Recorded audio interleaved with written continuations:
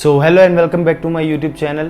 तो जैसे कि हमने डिसाइड किया कि हम यहाँ पे वीकली एनालिसिस वीडियोस वगैरह पोस्ट करने वाले हैं, ठीक है। तो हम यहाँ पे अभी हमारा थर्ड वीडियो वीकली एनालिसिस के लिए पोस्ट करने वाले हैं। तो चलो देखते हैं फटाफट क्या है चार्ट्स पे। चलो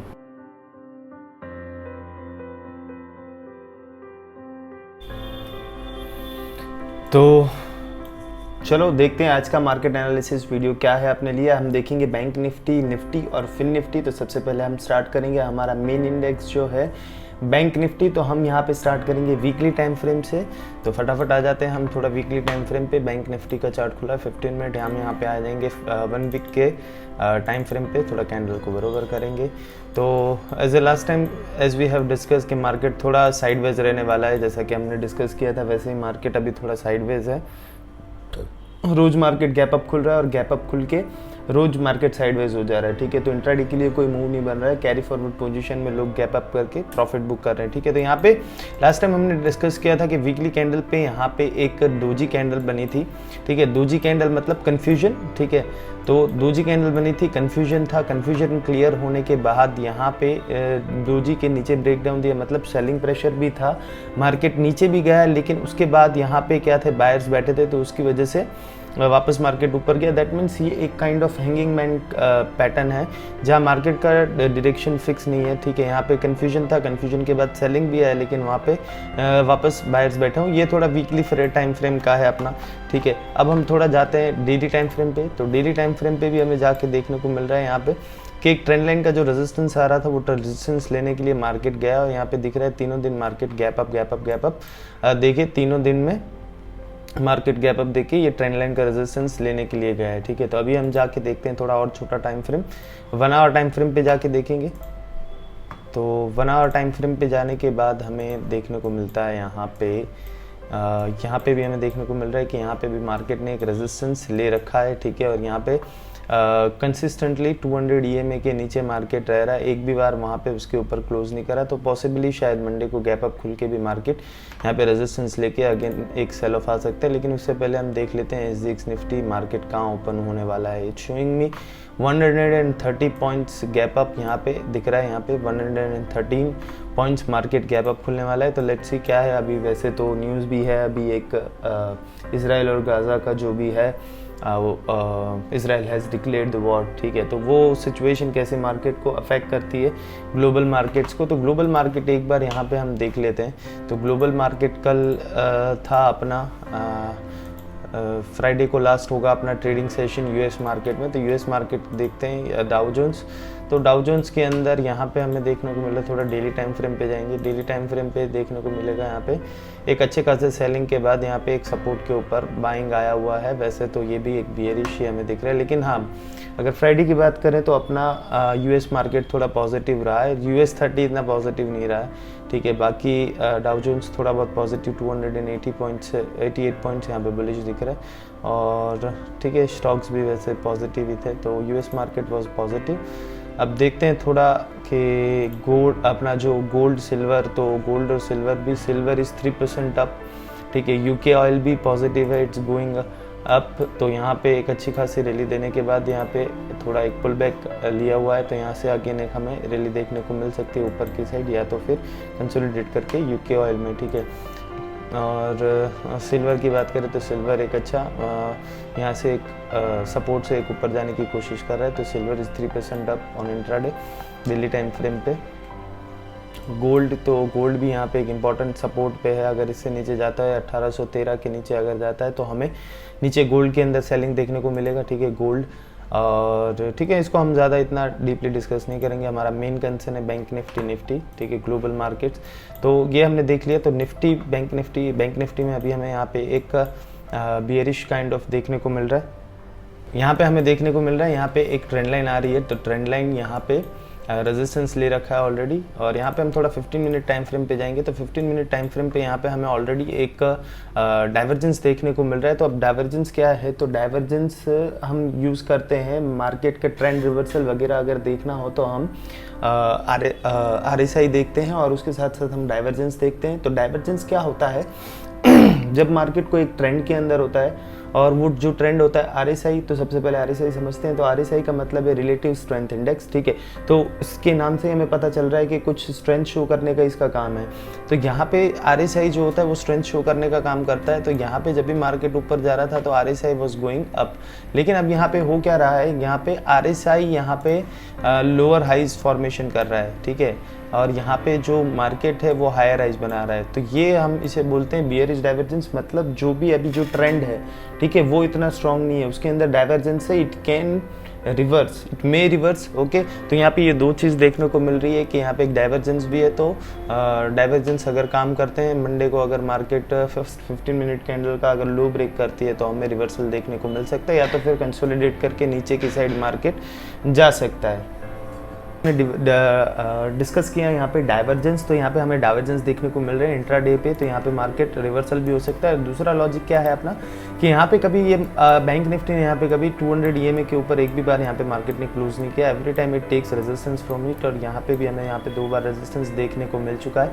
हाँ, नो डाउट यहाँ पे इंट्राडे पे एक थोड़ा बुलिश पैटर्न देखने को मिल रहा है, हेड एंड शोल्डर, शायद उसका ब्रेकआउट देके मार्केट गैप अप खुले, उसके बाद मार्केट शायद रिवर्स हो सकता है। तो देखते हैं। और ये थोड़ा नेगेटिव न्यूज़ है, तो कल ग्लोबल मार्केट सेंटिमेंट्स क्या रहते हैं, मार्केट खुलते ही कैसा गैप अप गैप डाउन देते हैं, उसके हिसाब से हमारा कल के लिए हमारा डिसाइड होगा कि कैसे हमें मार्केट के अंदर ट्रेड करना है, ठीक है। तो ये अपना हो गया बैंक निफ्टी। अब हम जाते हैं निफ्टी पे। तो निफ्टी पे हम डिस्कस करते हैं यहाँ पे।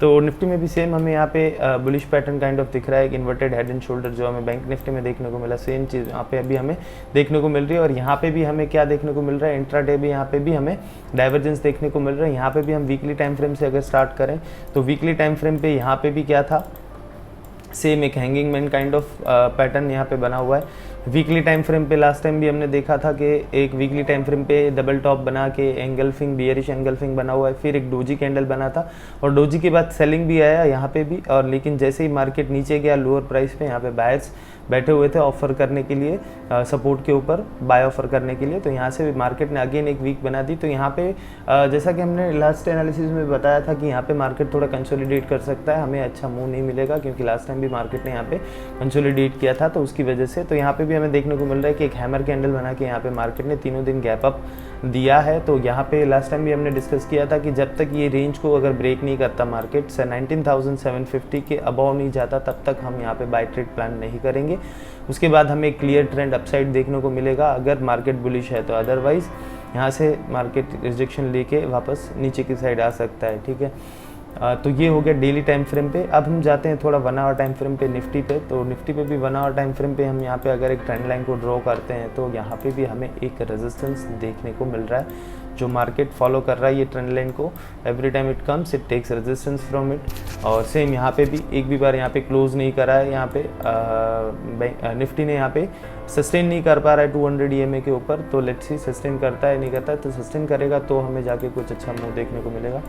हाँ, तो जैसा कि हमने देखा था निफ्टी, बैंक निफ्टी ने वहाँ पे 200 EMA का रेजिस्टेंस ले रखा था, लेकिन यहाँ पे निफ्टी यहाँ पे 200 EMA के सपोर्ट पे है। लेकिन एक कॉमन चीज़ ये है कि यहाँ पे भी एक हमें ट्रेंड लाइन देखने को मिल रही है, और यहाँ पे भी हमें सेम फिनोमेना डाइवर्जेंस का देखने को मिल रहा है, जहाँ पे market is making higher highs but RSI is making lower lows, and which is already overbought situation. RSI की 2 सिचुएशन होती है, ओवरबॉट एंड ओवरसोल्ड। ओवरबॉट मतलब ज़्यादा खरीद लिया है, it's time to sell, and ठीक है, और ओवर सोल्ड मतलब ज़्यादा बेच दिया, इट्स टाइम टू बाय। तो यहाँ पे अभी ये जो कंडीशन है 60 के ऊपर अगर RSI कब से ट्रेड कर रही है, तो that means it is overbought situation, that people had already bought this overly, ठीक है। तो यहाँ पे क्या है कि अभी सेल के लिए एक सिचुएशन बन रही है, ट्रेंड लाइन भी है, रेजिस्टेंस भी है, ऊपर एक इंपॉर्टेंट रेजिस्टेंस भी है, ठीक है। ग्लोबल सेंटिमेंट्स में भी जो न्यूज़ चल रही है उसके हिसाब से शायद अगर असर करे तो नेगेटिव वो भी दिख रहा है। तो यहाँ पे कहीं ना कहीं यहाँ पे हमें देखने को मिलेगा कल के दिन में मार्केट क्या बिहेवियर करता है, ठीक है। अगर नेगेटिव रहता है, न्यूज़ का इम्पैक्ट देखने को मिलता है, तो यहाँ पे हमें सेलिंग भी देखने को मिलेगी। 2 रीज़न है, अपना ऑलरेडी सेल का व्यू है, क्योंकि यहाँ पे एक डाइवर्जेंस देखने को मिल रहा है यहाँ पे हमें,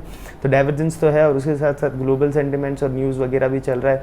तो लेट्स से क्या होता है मार्केट के अंदर, हमारा बाय व्यू कब होगा, जब 750 के अबव जाएगा तब हम बाय के लिए सोचेंगे, otherwise we are not thinking for buying, okay. यहाँ पे और ट्रेंड भी अगर ओवरऑल देखिए तो यहाँ पे ट्रेंड भी एक बियरिश ट्रेंड चल रहा है, market is making lower lodge, okay. यहाँ पे डेली टाइम फ्रेम पे देखेंगे तो डेली टाइम फ्रेम पे मार्केट लोअर लोज ही बना रहा है, अभी कोई एक हायर हाई बनाया नहीं है। तो डेली टाइम फ्रेम पे हायर हाई बनाएगा तो हम मान लेंगे कि यहाँ पे मार्केट का ट्रेंड चेंज हो चुका है, लेकिन अभी के लिए मार्केट ने कोई higher highs daily time frame पे नहीं बनाया, तो हम अभी भी सेल के साइड थोड़ा अपना झुकाव रहेगा। ठीक है, तो ये अपने हो गए लेवल्स यहाँ पे, तो ये लेवल्स को आप मार्क कर सकते हो। यहाँ पे मैंने ऑलरेडी बना रखे हैं, ये ट्रेंड लाइन वगैरह जो भी आप बनाना हो बना सकते हो। यहाँ पे ये वीडियो को थोड़ा पॉज करके लेवल्स वगैरह बना सकते हो।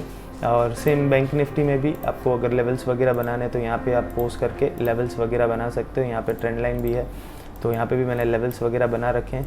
ठीक है, तो इसके नीचे आएगा तो हम सेल करने के लिए सोचेंगे, और इसके ऊपर जाएगा तो हम बाय के लिए सोचेंगे। यही हमारा सिंपल प्लान है ट्रेडिंग के लिए, इससे ज़्यादा हम कुछ नहीं सोचने वाले। ठीक है, तो अब जब हम जाएंगे यहाँ पे फिन निफ्टी, तो फिन निफ्टी देखते हैं कि फिन निफ्टी के अंदर क्या क्या है क्या नहीं है। तो यहाँ पे बैंक निफ्टी का तो देख लिया, तो यहाँ पे भी सेम सिनेरियो बन रहा है हमारा यहाँ पे भी। तो यहाँ पे हम सबसे पहले इंडिकेटर्स को रिमूव कर देते हैं, और यहाँ पे हम चले जाएंगे वीकली टाइम फ्रेम पे अगेन, क्योंकि पूरा वीक ख़त्म हुआ है। तो वीक का हम पूरा ओवरव्यू देखेंगे कि पूरे वीक का क्या ओवरऑल सिनेरियो है। ठीक है, तो यहाँ पे भी सेम सिचुएशन है, पूरा एक डबल टॉप के साथ एक बियरिश एनगल्फिंग कैंडलस्टिक पैटर्न है, सेम डोजी कैंडल है, बाद में सेम सेलिंग आया था, फिर नीचे से सपोर्ट पे बायर्स अभी भी बैठे हुए हैं। ठीक है, तो यहाँ पे हम थोड़ा डेली टाइम फ्रेम पे जाएंगे, नेकलाइन पे खड़ा हुआ है मार्केट। तो यहाँ पे भी हमें डिस्कस किया था लास्ट, अगर एनालिसिस का वीडियो आप देखो तो लास्ट बार जाके देख लेना, मैंने बताया था कि यहाँ पे मार्केट कंसोलिडेट करने वाला है, और वही चीज़ें यहाँ पे हो रही है। यहाँ पे भी फिन निफ्टी कंसोलिडेट कर रहा है यहाँ पे बहुत दिनों से। ठीक है, एक रेंज बना के, तो यहाँ पे हम डेली टाइम फ्रेम से हम कल चले जाएंगे 1 आवर टाइम फ्रेम पे। तो जैसे ही हमें बैंक निफ्टी में भी हमें बुलिश पैटर्न देखने को मिला था इंट्राडे के लिए, इन्वर्टेड हेड एंड शोल्डर, तो यहाँ पे भी हमें same inverted head and shoulder का पैटर्न देखने को मिल रहा है, विच इज़ बुलिश पैटर्न। ठीक है, नेकलाइन है, नेकलाइन को ब्रेक करेगा तो हम बाय के लिए सोचेंगे, otherwise we are not thinking about a buy. ठीक है, ऑलरेडी मैंने बता दिया कि क्यों हम सेल के लिए सोच रहे हैं, ग्लोबल थोड़ा सेंटिमेंट्स की वजह से, बहुत सारी चीज़ें हैं। तो वो कैसे मार्केट रिएक्ट करता है उसके ऊपर से हम काम करेंगे। ठीक है, अपना एज ए ट्रेडर अपना काम है कि चीज़ों को प्रिडिक्ट नहीं करना, रिएक्ट करना। ठीक है, as a trader we have job to react to certain things what market does. ठीक है, मार्केट जो करता है उसके ऊपर हमें हमारा रिएक्शन देना है। ठीक है, तो ये चीज़ हमें एज ए ट्रेडर हमें ध्यान देना है। As a trader we are not predicting the market. ठीक है, जो मार्केट करता है उसके ऊपर हमें रिएक्ट करना होता है, that is main job of a trader. ठीक है, तो यहाँ पे भी मैंने जैसे बताया ये नेकलाइन है, नेकलाइन को ब्रेक करेगा। नेकलाइन है अपनी 19,900 के अराउंड। ठीक है, तो 19,930 के ऊपर एक भी क्लोजिंग आती है तो हमारे लिए 20,000 की एक रैली दिखेगी CNX फाइनेंस के अंदर। अदरवाइज यहाँ पे भी सेम वही हमें डाइवर्जेंस देखने को मिल रहा है। तो ये RSI है ओवरबॉट सिचुएशन में, और RSI लोअर हाइज बना रहा है, लेकिन market is making higher highs, तो वही सेम सिचुएशन है।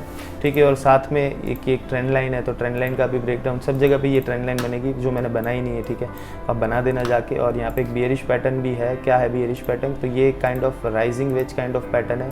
तो राइजिंग वेज एक बियरिश पैटर्न है, तो यहाँ पे भी एक राइजिंग वेज पैटर्न है, सब जगह पे हमें देखने को मिल रही है। निफ्टी में, बैंक निफ्टी में, तो यहाँ पे हम ड्रॉ कर देते हैं फटाफट। तो सेम यहाँ पे भी हमें राइजिंग वेज पैटर्न और साथ में डाइवर्जेंस देखने को मिल रहा है। ठीक है, और निफ्टी में भी हम जाके बना देते हैं, निफ्टी के अंदर भी। तो निफ्टी के अंदर भी सेम हमें क्या देखने को मिल रहा है, एक राइजिंग वेज पैटर्न और साथ में एक बियरिश डाइवर्जेंस। ठीक है, काम करेगा तो it will work better, rising veg pattern और एक बियरिश डाइवर्जेंस। ठीक है, तो ये चीज़ें काम करेगी, देखते हैं। और थोड़ा न्यूज़ भी अभी तो नेगेटिव है, तो बहुत सारी चीज़ें इम्पैक्ट करेगी, देखते हैं। तो ये हो गया अपना मार्केट एनालिसिस, जो भी था डिटेल में मैंने बता दिया कि मार्केट कैसे काम कर सकता है। ठीक है, तो उसके ऊपर से हमको खाली सिर्फ रिएक्ट करना है। अगर ऊपर की साइड ब्रेक करना है तो हमें बहुत ज़्यादा सोचना नहीं है, हमें सिर्फ बाय पोजीशन बना लिए लिमिटेड स्टॉप लॉस के साथ। ठीक है, और अगर मार्केट नीचे की साइड ब्रेक करता है तो हमें क्या रिएक्ट करना है, सिर्फ अगर लेवल ब्रेक कर रहा है तो हमें सेल ट्रेड लेना है। ठीक है, स्टॉप लॉस और रिस्क मैनेजमेंट के साथ उसको फॉलो करके अगर ये सारी चीज़ें इंटैक्ट रहेगी तो हम हमारा जो ओवरऑल है हम प्रॉफिट बना सकते हैं। लेकिन फर्स्टली मोस्ट इम्पॉर्टेंटली हमारे पास क्या होना ज़रूरी है, सबसे ज़्यादा ट्रेंड इज़ योर फ्रेंड। ठीक है, तो ट्रेंड हमें पता होना चाहिए। तो ट्रेंड जैसे कि मैंने बताया डेली टाइम फ्रेम पे हमें अभी भी एक हायर हाइज नहीं देखने को मिल रहा है, यहाँ पे एक बियरिश ट्रेंड चल रहा है, तो ट्रेंड को हम फॉलो करेंगे। और ट्रेंड के हिसाब से एक ट्रेंड लाइन भी चल रही है जो ट्रेंड को इंडिकेट करता है। तो ट्रेंड लाइन भी बता रही है कि यहाँ पे एक इंडिकेटर रेजिस्टेंस है ट्रेंड लाइन का। ठीक है, तो हमने ट्रेंड को ओवरऑल समझ लिया है, क्या है ट्रेंड, प्राइमरी ट्रेंड क्या है, सेकेंडरी ट्रेंड क्या है। तो प्राइमरी ट्रेंड अभी बुलिश चल रहा है, लेकिन प्राइमरी ट्रेंड बियरिश चल रहा है जो डेली टाइम फ्रेम पे लेकिन जो इंट्राडे पे जो सेकेंडरी ट्रेंड है हमारा वो अभी बुलिश चल रहा है, जो मार्केट ऊपर की साइड जा रहा है, ठीक है। तो ये बहुत सारी चीज़ें हैं। और एक और यहाँ पे हम थोड़ा मार्केट स्ट्रक्चर को भी देखेंगे। तो मार्केट स्ट्रक्चर हमेशा कैसे काम करता है, इम्पल्सिव, करेक्टिव एंड इम्पल्सिव। तो यहाँ पे हमें देखने को मिल रहा है एक इम्पल्सिव वेव आ चुकी है, तो देयर इज़ अ पॉसिबिलिटी कि एक करेक्टिव वेव आए, देन यहाँ से थोड़ा मार्केट ऊपर जाने की कोशिश करे। तो ठीक है, यहाँ पे हम ख़त्म करेंगे अपना market analysis. Thank you so much. अगर वीडियो अच्छा लगे तो लाइक, सब्सक्राइब, कमेंट और बेल आइकन को ज़रूर प्रेस कर दीजिए। Thank you.